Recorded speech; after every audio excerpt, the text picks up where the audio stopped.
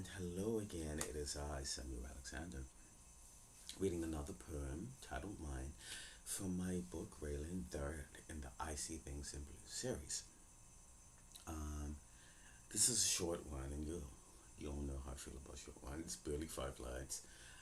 The, I don't know why I got so excited about these, but it's such a rarity that I have them, and I managed to get quite a few of them in this 7 book series that it just feels good, and I'm going to embrace that. Yeah. Um, this one, I don't.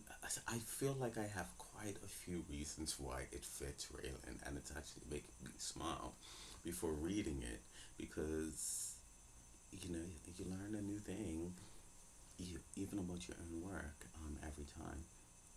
Um, but I do like this one, so I'm just gonna get into it. And again, this one is titled Mine.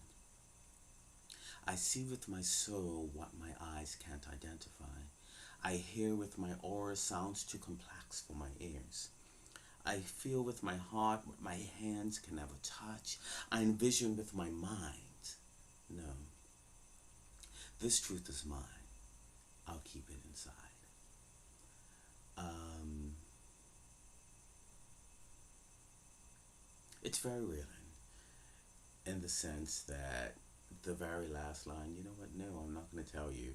It gives, it gives a certain level of, I don't know, petty to the poem. Like if you look at it from a non kind of artistic way or a non beautiful way, that's the word I'm going for. But the intention was obviously for it to be pretty and express that there were some secrets that you just have to keep to yourself. Not at least not secrets because it's a secret if you're holding it. Some ideas and some emotions and some things actually should, sorry, be kept. Wonder what that's going to sound like since I hit it.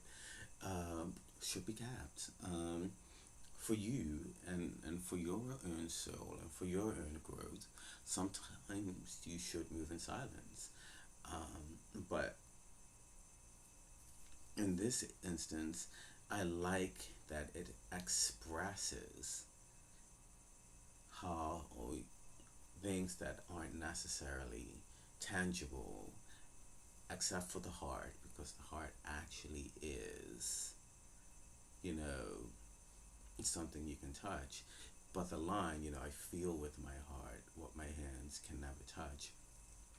I think I gave that to heart specifically because it is the only actual solid object. I see with my soul, I hear with my aura.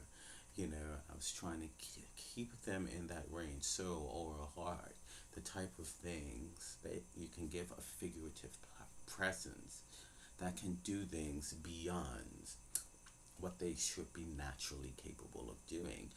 I see with my soul what my eyes can't identify because sometimes you feel things that you can't give words to, but you still feel them anyway. So I see with my soul what my eyes can't. And it just made sense to me. I hear with my art, so my very being hears things that are too complex for my ears, which is another way of saying the first sentence, which I like to do sometimes, find different ways to say the exact same thing and stack them on top of each other and see how that sounds. And this poem is a very good example of that. I feel with my heart what my hands can never touch. So it's all about things that are just beyond what the focus of the sentence should actually be able to do, but somehow it's still doing it. And that's why I end with I envision with my mind, and I leave it there because whatever I'm touching at this point, actively deciding to hold on to it. And I feel like Raylan is smart enough to understand this, which is what makes it very easy. Not easy, but why it makes it doable for her to be helpful to both Gavin and Dario at the same time, being in the middle of this trio of friends. So it makes sense that way. And I think it identifies also who Dario really is. Because this is the type of person that he is. He keeps a lot of things inside for the wrong reasons. But on the flip side, the first four, well, three lines of this are him. Like he is very in touch with his feelings, but unfortunately keeps them inside for the wrong reasons. And it's about letting go and understanding that you can hold on to the good things and be okay because that part of you is just fine, and not hold that part in for the wrong reasons. So everything is circumstantial, like it's based on the circumstances that you're giving. And unfortunately for him, he misuses his natural gifts in order to get results that will only make him feel worse about himself instead of leaning into it so that it enhances the him that he already is. So it makes sense on a lot of levels, and that's a big part of why this one landed in here. And that's why it made me smile when I read it because I just knew when I skimmed it where it was going and why I initially popped it in here in the first place. Because sometimes I don't always remember I was 50 old, and a lot of the times, which is why I have more to say afterwards than before, is because when I read it, I'm reminded why I put it there in the first place because I had to read it to put it in there. So this one is nice, and I actually like it. I like how it comes to no, I'm not going to share everything with you.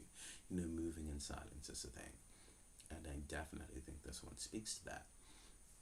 There's not much more I can say about it, so I'm just gonna leave it there. So that was mine from Rayland. I See Things in Blue, Book 3. And if you've made it this far, as per usual, thanks for stopping by.